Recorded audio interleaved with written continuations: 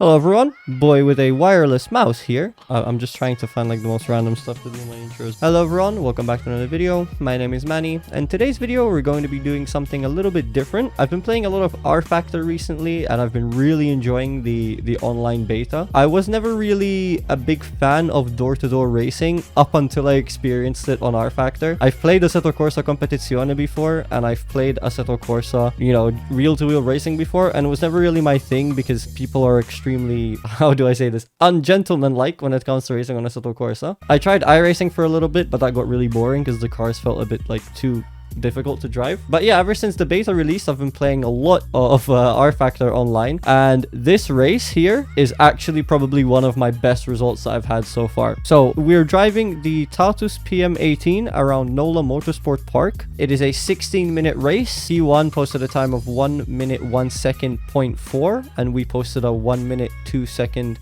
point something. I don't have the time in front of me right now. So that puts us at P12. Definitely one of my best comebacks ever in racing ever. Yeah, this is definitely a race you're gonna want to watch. So let's go ahead, get everything set up, get out on track, and we'll see what happens. Okay, so here we are on the grid. That is 5 horns, not lights, and away we go. So absolutely great start, running up on Daniel and Alessandro here. I'm gonna put myself right in the middle of these two. We're going to see Nelson there brake super early, and that's going to compromise Daniel on our left. So easy for us to go through here. We go too wide around first corner. No contact. Super clean. Super happy with how first corner went by. Mayhem is still not over yet. This guy on our right here, Alex, is going to have a bit of a sbinotto. And that's going to be easy 4 positions for us. That's Diego there going for a bit of the lawnmower strat, which is not going to work. And then Oliver just flying past me and Yvonne here on the outside.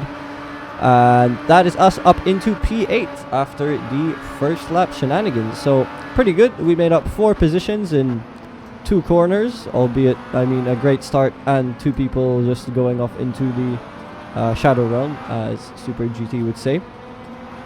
So as we can see, a bit of a kerfuffle ahead of us here between, I believe that is Benoit and Andrew, or Benoit and Oliver. We get a bit of a run on Yvonne here coming out the final corner in the toe, but nothing really meaningful enough to go for a send on the outside. I'm going to try to pressure him just a little bit, just so he can make a mistake. Someone goes on the grass there, but I'm not going to really try and go all-out attack on him because we're just going to slow each other down. There's a guy behind me just itching to go by. Is that Benoit going for the lawnmower strat? That does not work on this track in these cars. You'll be very surprised to find out. And he loses 2 positions very swiftly. This guy behind me, Carlo, is just all over our gearbox right now. He's looking up the outside, the inside. He's just pressuring us to make any sort of mistake. We go a bit wide here because we're looking at our mirrors pretty much while driving all the time because we are scared of Carlo behind us. And yeah, we're just trying to defend as much as we can. We get a better exit than he does, so we should be clear of him getting a run. However, he is going to have the tow, and these are downforce heavy cars, and this is a long straight, so you won't believe it, but he will catch up to us. Yeah, but he doesn't send it. What an absolute legend, absolute educated human being that guy is. Does not just send it up the inside to crash both of us. Absolute class. Oliver there just Tokyo drifting his way around this corner, not having the best of luck. Oliver seems like going for the lawnmower strat and the Tokyo drift strat. Not very viable strats in these cars on this track, if you haven't guessed. So coming up to 30 minutes left of the race now. We're 3 minutes down, so 3 laps down. Carlo behind us is pretty much all over us at this point, trying to have a look up the inside. He thinks a bit better of it. Absolute gentleman, this guy behind us. I wish I could actually commend him, but I don't know if you can do that in this game. Absolutely frightening exit out of the last corner there, which basically guarantees that Carlo is going to get the run on us with the tow. So we just go ahead, move over to the left here. In my mind, this is not worth fighting for, so I let him just go through.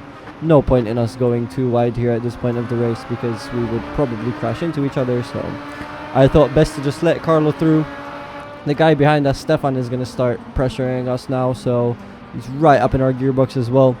We did lose a bit of time letting Carlo through by going wide there, but at least we gave him the space. He was respectful to us, so it seemed only fair that we would be respectful to him. So we've lost the position there, but still P9, still an improvement on our result.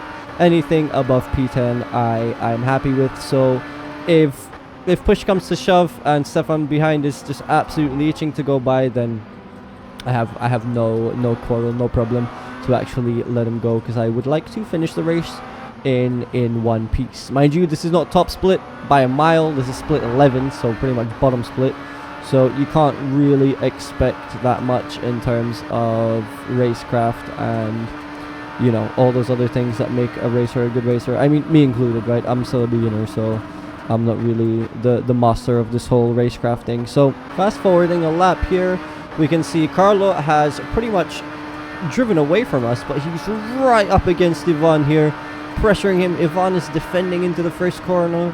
Carlo is just giving him hell here, so following him very closely, trying to get him to make a mistake. Someone on the grass there. And now comes Carlo's anticlimax of the race, where he just drives straight into the back of Ivan and loses it. So that's Carlo's race over there. Really unfortunate. Was a great chap, super respectful, super quick guy, but I'm not sure if Ivan just stepped on the brakes a bit too early there, or if Carlo was just a bit too eager to get by and he misjudged his braking point. Honestly, no clue whose fault that was, but it's a shame because, yeah, Carlo's race is pretty much finished. But that's another free position for us, so we'll go ahead and take it. We don't need to really work for it, and we love not having to work for our positions. That little kerfuffle between Carlo and Ivan actually shifted us very close to Ivan. He has a big moment here on the exit of the last corner, so we get a really good run on him, plus the toe. So we're going to have a look around the outside here. He is defending the inside, as he should. Well, let's see what happens here. We go ahead, we send it around the outside. Abuse track limits just a tad, and we are in front of him at this point, as you can see in the rear view mirror there. I don't defend on the right. I give him space because I assumed he would dive bomb for the position back. Super clean racing. He gets the position back. We get an absolute disgusting piece of oversteer on the exit there. And now we have Stefan just all over us. Stefan, another absolute big-brained, educated human being who has more IQ than room temperature, decides to not go for that big send around the fast part of the track. And you have my respect, good sir Stefan. Absolutely great racing.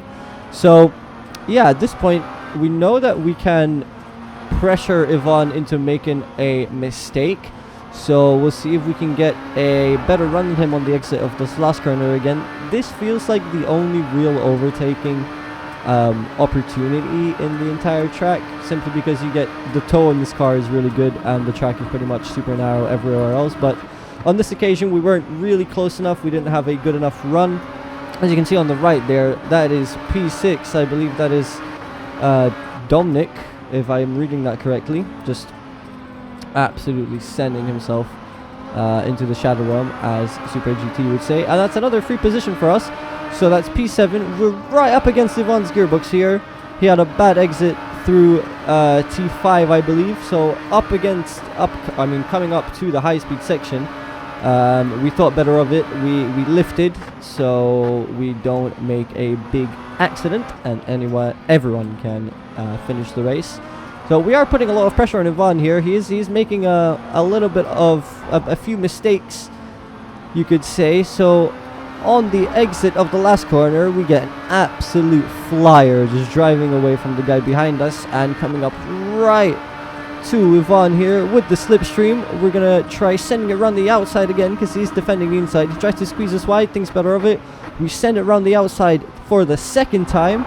Abuse track limits just a little bit, and that is job done. We are in P6. I have to say, probably one of my best overtakes. I was convinced he was going to drive into the back of us here, 100%. I broke a bit early on purpose to try and slow him down. Maybe, I don't know if you can educate me if that's like a bit of a dirty driving tactic or something along those lines, but I like to take a bit of a compromised line so I can park on the apex, so the guy behind me has a compromised exit so I can drive away from him. I don't know if that's like frowned upon in the racing world or whatever, but it seems to work provided you're driving with people who actually know how to race. Thankfully, Ivan didn't crash into the back of us there. So just fast forwarding a couple of seconds here, coming out of the T4 corner, we see a big puff of brown smoke there.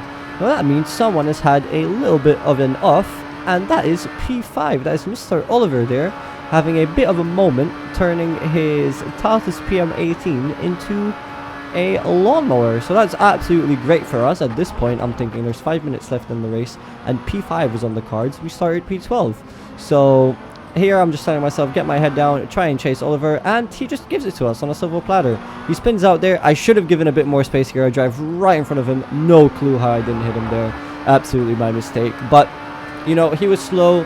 Maybe he shouldn't have been on the racing line there. I mean, he did go off, so I would have probably said he needs to stay on track. But yeah, that's us in P5. We are getting hounded by Oliver behind us here, so we have to go a bit on the defensive. There's about 4 laps left of the race, so by no means is it over yet. We have to maintain our P5 position. It's not just about getting it. I mean, we're gifted to it for free, and I am convinced that Oliver behind us is actually a faster driver than we are. So right now we are on all-out defense. I'm just basically telling myself I need to maintain this P5 position until the end of the race, and I'm going to try and do everything possible to do that. So Oliver will have a bit of a moment here coming round this corner. He is going to lose it behind us, as you can see in the rear view, and takes out someone else with him. I believe he took out Ivan with him, so real shame. Me and Ivan had a pretty good battle throughout the entire race there, but unfortunately Oliver not having the best of late races, losing it once and twice and 3 times in a row, basically gifting us P5 for free. And yeah, at this point we basically just drive her home. We keep racing in pretty much clear air, and we cross the line in P5. So here are the result standings for the top 10. As you can see, 7 positions gained with a best lap time of 1:01.603. The biggest winner here is P8, David, I'm not going to try to pronounce the surname, with 11 positions gained. And the biggest loser in the top 10 was actually P4, the Spaniard who was on pole for the start of the race.